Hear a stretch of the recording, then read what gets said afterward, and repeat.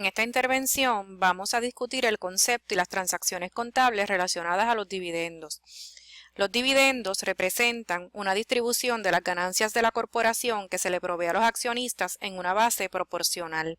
Existen diferentes tipos de dividendos. Los dividendos se pueden otorgar en efectivo, en propiedad, en acciones o puede realizarse una división de acciones o split.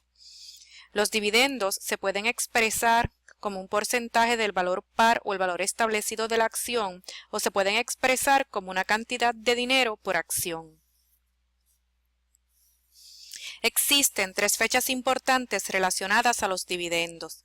La primera fecha es la fecha de declaración. En esta fecha, la Junta de Directores declara los dividendos y es en este momento en que la corporación tiene que reconocer la deuda con sus accionistas, por lo que se requiere una entrada de jornal. La segunda fecha es la fecha de registro. En esta fecha se determinan los accionistas que recibirán el dividendo declarado cuando éste se pague. A esta fecha no se registra ninguna transacción en los libros de contabilidad. La tercera fecha importante es la fecha de pago. La corporación debe reconocer el pago del dividendo a los accionistas, por lo que se requiere una transacción en el sistema contable. Los accionistas reciben un rendimiento de la inversión de dos formas: a través del aumento de valor en el precio de las acciones y a través del pago de dividendos. Los dividendos en efectivo representan pagos de efectivo a los accionistas en distribución de las ganancias de la corporación. Representa una forma de generar rendimiento a los inversionistas y regularmente afectan el valor en el mercado de las acciones. Para poder pagar los dividendos en efectivo, la Junta de Directores tiene que haber declarado los mismos y la corporación tiene que tener suficiente balance en la cuenta de ganancias retenidas y además tener efectivo suficiente para realizar el desembolso. Discutamos la siguiente situación. El 1 de diciembre, ABC Supplies Inc. declaró un dividendo en efectivo de $1 por acción a las 10,000 acciones comunes con un valor par de $3 por acción. El dividendo se pagará el 1 de enero a accionistas que estén en registro al 15 de diciembre. Se requiere preparar las entradas de jornal necesarias. Recordemos que hay tres fechas importantes. La primera fecha, la fecha de declaración, requiere que se reconozca la deuda relacionada al dividendo y en esta misma transacción se reconoce que las ganancias retenidas disminuyen. Repasemos que los dividendos representan una distribución de las ganancias y que a su vez las ganancias se encuentran reconocidas en la cuenta de Retained Earnings o ganancias retenidas. Es por esto que en la entrada de jornal reconocemos una disminución en la cuenta de Retained Earnings con un débito a esta cuenta por $10,000 y se reconoce la deuda de dividendos a pagar por la misma cantidad.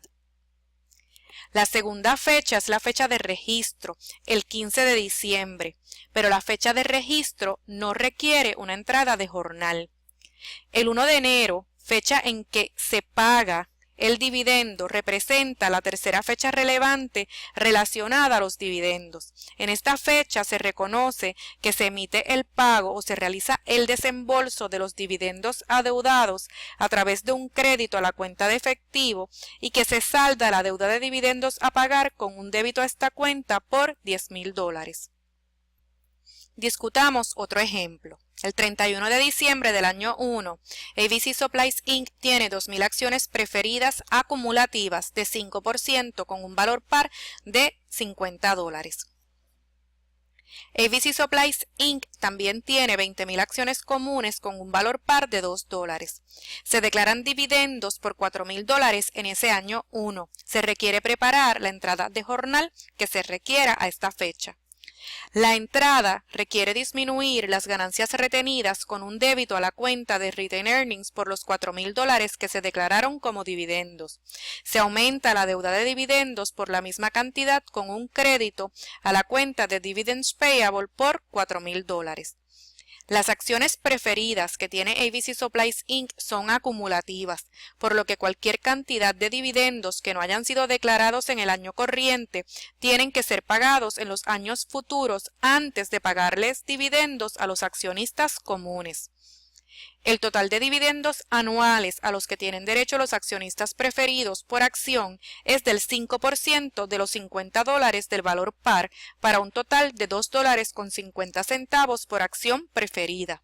De esta forma, podemos calcular que el total de dividendos a los que tienen derecho los accionistas preferidos anualmente es de $5,000, calculados al multiplicar los $2.50 de dividendos por acción preferida por las 2,000 acciones preferidas. Como el total de dividendos declarados es menor que el total de dividendos a los que tienen derechos los accionistas preferidos anualmente, la totalidad de los $4,000 declarados corresponden a los accionistas preferidos. Siendo las acciones preferidas acumulativas, esto significa que quedan por distribuir $1,000 del año 1 a los accionistas preferidos en periodos futuros. Esto se llama dividendos en atrasos, en inglés dividends in arrears. Continuamos con los datos del ejemplo anterior y el 31 de diciembre del año 2, ABC Supplies Inc. tiene 2,000 acciones preferidas acumulativas de 5% con un valor par de $50. ABC Supplies Inc. también tiene 20,000 acciones comunes con un valor par de $2. Se declaran dividendos por $20,000 este año 2. Se requiere preparar la entrada de jornal necesaria.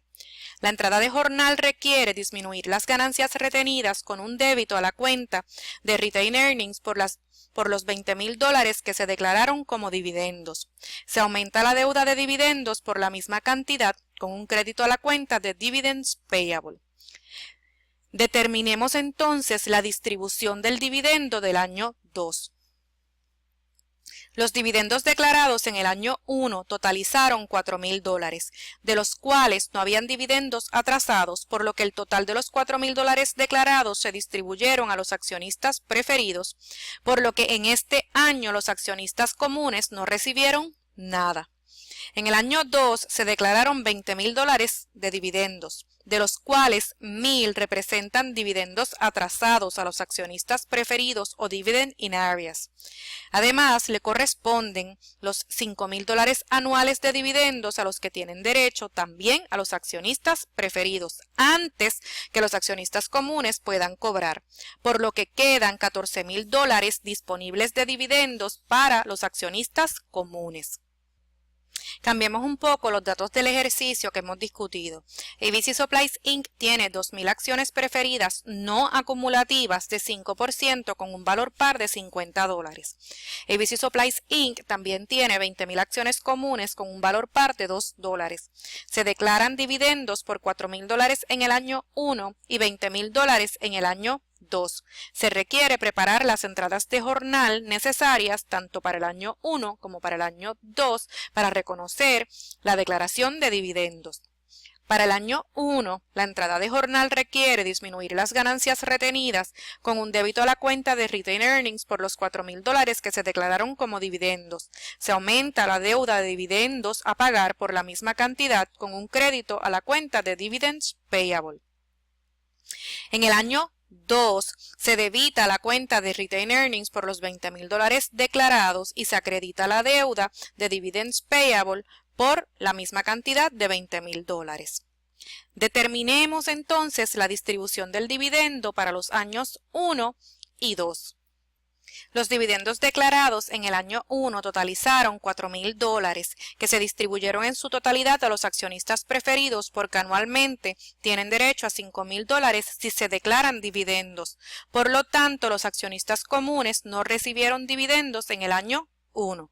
Como las acciones preferidas no son acumulativas, no existen dividendos en atraso. En el año 2 se declararon $20,000 de dividendos, de los cuales le corresponden los $5,000 a los que tienen derechos anualmente de dividendos los accionistas preferidos y el remanente de $15,000 se distribuye entonces a los accionistas comunes. Con esto completamos la discusión del concepto y las transacciones contables relacionadas a los dividendos.